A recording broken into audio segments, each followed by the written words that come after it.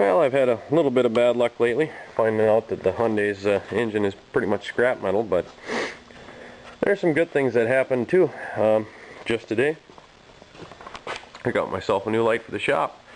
I replaced one of them fluorescents. It don't look like much now, but when that thing starts to kick in, it's going to be about as bright as the sun in here. So I'll let it warm up. It's one bad thing about these kind of lights, they got to warm up. And then I'll show you what it looks like, and then I've got to get out to the Crown Vic. I think I'm going to use that. I'm going to drive that around. I want to fire it up, take a good look at it, make sure it's going to work good, because I haven't driven it. I bought it in 2005 and never had it on the road really, so hopefully it'll work. Got to get some tires and exhaust for it, but we'll see. Well, here's the light in its full glory. I mean, you can see it's plenty bright in here, and that's only from one light. Got these for free from my neighbor. I got two of them. That one needs a bulb yet. What I think I'm going to do is hang that one over there where that one is, that far one, and then move this one over here. And I should only need two, so I shouldn't have to have a light there. And that'll brighten this place up like nobody's business. I think these are the same lights they use in gymnasiums and automotive shops and stuff like that. They're pretty bright. So that's cool, but that's not why I'm making a video. So let's run out there, see if I can't fire up that Crown Vic and get it over here.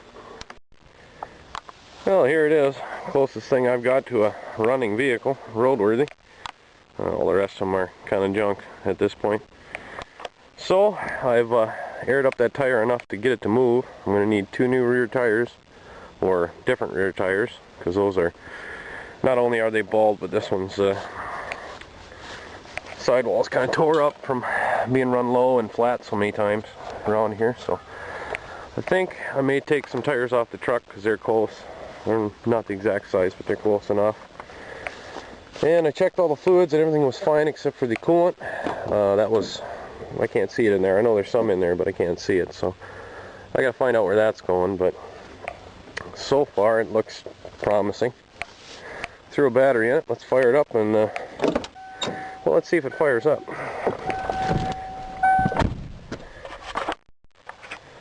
Alright, I have to hold the camera in a weird way. I think the battery tray is kind of screwing up because it shut off on me, but let's see if it starts.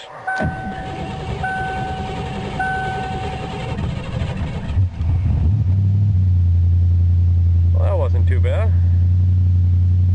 I'll put the hood down and drive it up to the shop there and fill up the coolant in that tire and drive it around a little bit.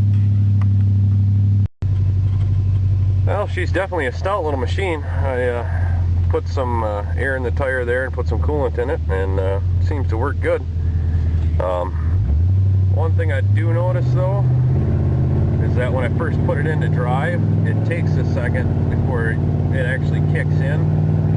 I don't know if that was maybe a seal I nicked when I put it in, or when I put the transmission together, or a part that was worn that I missed, or what. But yeah, it's stout. The brakes are great.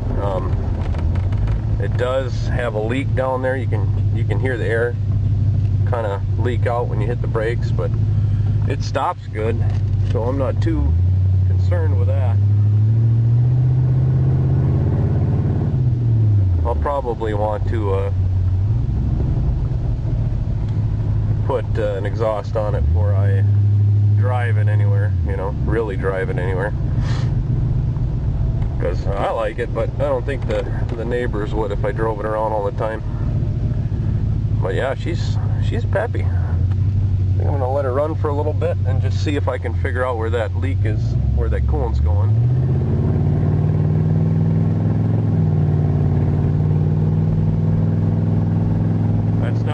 That's not to the boards, that's just, you know, half, 3/4 throttle maybe. I don't want to push it because I just pulled it out of the weeds, but I'll let her run for a little bit and see if I can see where it's leaking. Maybe put a little gas in it too. Well, I have decided not to use the Crown Vic this winter. A better option has presented itself. My parents have decided to buy a new car. They got pretty much the same car they already had, except that one has 91,000 instead of the silver one they have. I think that had like 225,000 or something like that on it. So they said basically they're going to drive that one, and I could drive their silver one over the winter, which is a great option because it saves me from having to fix that up real quick, and it also saves the car itself from the salt of the winter time. It's a Texas car. It's never seen Minnesota winter on the roads, so kind of like to keep it not rusty. So I'll push this one out back later and get to it in the spring. And as you can see, we have a ton of snow here. This all came in one day. Last video, you know, perfect outside. Now it's cold and we got 16 inches of snow. So yeah, I won't be driving that one. I'll have a little better rig.